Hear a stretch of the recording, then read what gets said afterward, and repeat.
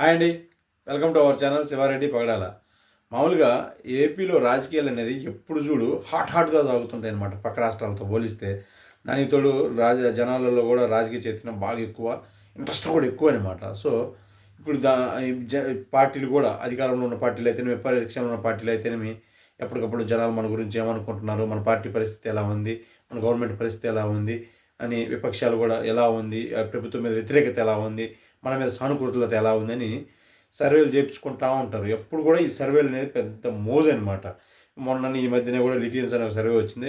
Okay, దాని యొక్క credibility విషయాన్ని పక్కన పెడితే ఇప్పుడు India today survey 3 of the nation పేరిట ఒక సర్వే చేసి దాని యొక్క ఫలితాలు అనేది బయట పెట్టిందనమాట. ఈ 2 ఏళ్ల కాలంలో ఏపీలో కానీ నేషన్ వైడ్గా కానీ పరిస్థితి ఏంటి అన్నది.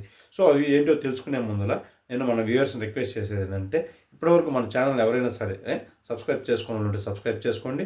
అలాగే కంటెంట్ నచ్చితే లైక్ చేయండి, షేర్ చేయండి. ఇప్పుడు మ్యాటర్లోకి వెళ్తే, ఇక్కడ దేశంలో నరేంద్ర మోడీ ప్రభుత్వం కానీ, ఇక్కడ మన ఏపీలో అదే సేమ్ ఎన్డీఏ గవర్నమెంట్ కానీ కొలువుదీరి ఆల్మోస్ట్ 2 ఏళ్ళు అయిపోతుంది. 2 ఏళ్ళు అంటే ఆల్మోస్ట్ 35% అయిపోయినట్లే. ఇంకుంది వాళ్ళకి 2.5 ఏళ్ళే. ఆ తర్వాత 6 నెలలు మోస్ట్లీ అంతా ఎలక్షన్ ఫేవర్లోనే ఉంటుంది. కాబట్టి ఇప్పటివరకు పరిస్థితి ఎలా ఉంది అని ఈ 3 ఆఫ్ ది నేషన్ అని సర్వే చేసింది. జనాలు అయితే ప్రస్తుతానికి పాజిటివ్గానే ఉన్నారు. ఇంకా చంద్రబాబు నాయుడు యొక్క అనుభవాన్ని దృష్ట్యా, వాళ్ళు తీసుకొస్తున్న పెట్టుబడుల దృష్ట్యా, ఇప్పుడు ఇస్తున్న పథకాల దృష్ట్యా ప్రస్తుతానికి పాజిటివ్గానే ఉన్నారు. ఇంకా కూడా పథకాలు అమలు చేస్తారు అన్న సానుకూల దృక్పథంతో ఉన్నారు. ఒకవేళ ఈ ఓటు బ్యాంకులు ఇవన్నీ కూడా చూసుకుంటే ఇవి కూడా ఏమీ చెక్కు చెదరలేదు. వాళ్ళకి ఇంతకుముందు ఎట్లా వచ్చిందో అలాగే ఉండింది. ఇంకా ఈ సీట్ల పరంగా చూసుకున్నా కానీ ఇంకా పర్వాలేదు, అట్లాగే ఉండింది. ఎక్కడ తగ్గినట్లయితే లేదు. వైఎస్ఆర్సీపీ పార్టీ పరిస్థితి కూడా అంతగా అప్పుడు 2024 ఎలక్షన్లు ఎలా ఉందో అలాగే ఉంది.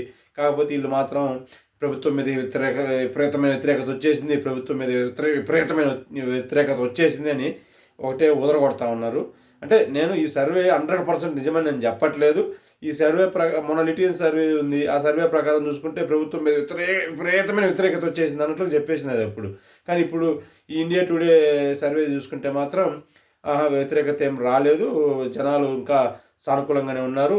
చంద్రబాబు యొక్క ఎక్స్పీరియన్స్ పట్ల, ఇప్పుడు వస్తున్న పెట్టుబడుల పట్ల, జరుగుతున్న అభివృద్ధి పట్ల, మౌలిక సదుపాయాల పట్ల, ఇంకా పోలవరం పట్ల, ఇంకా అన్నిటికంటే ముఖ్యం ఈ అమరావతిని మళ్ళీ టేకప్ చేసేసి అక్కడ జరుగుతున్న పరిస్థితుల పట్ల జనాలందరూ సానుకూలంగా ఉన్నట్లుగానే చెప్పేశారు వీళ్ళు.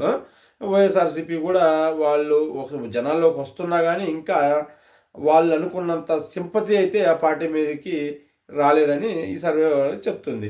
మరి ఇది పరిస్థితి. దీనికి తోడు కూడా నేషన్ వైడ్గా ఈ మధ్య ఆపరేషన్ సింధూర్ అయితేనేమి, ఇంకా ఇప్పుడు ట్రంప్ చేస్తున్న పనులకి మోడీ ఎక్కడ తలగ్గకుండా ధీటుగా నిలబడితేనైతేమి, ఈ మోడీ ఫ్యాక్టరు, ఎన్డీఏ ఫ్యాక్టరు కూడా కలిసి వచ్చి, దానికి తోడు పవన్ కళ్యాణ్ ఫ్యాక్టరు అన్నీ కలిసి వచ్చి ఇప్పుడున్న రాష్ట్రంలోని ఎన్డీఏ గవర్నమెంట్కి స్టిల్ ఇంకా పాజిటివ్ వేవే ఉంది. వైఎస్ఆర్ పార్టీకి ఇంకా అంత ఆశామేసి అయితే కాదు. వాళ్ళు ఇంకా ఫైట్ చేయాలి, ఇంకా కష్టపడాలి అధికారంలోకి రావాలంటే. Okay, thank you so much.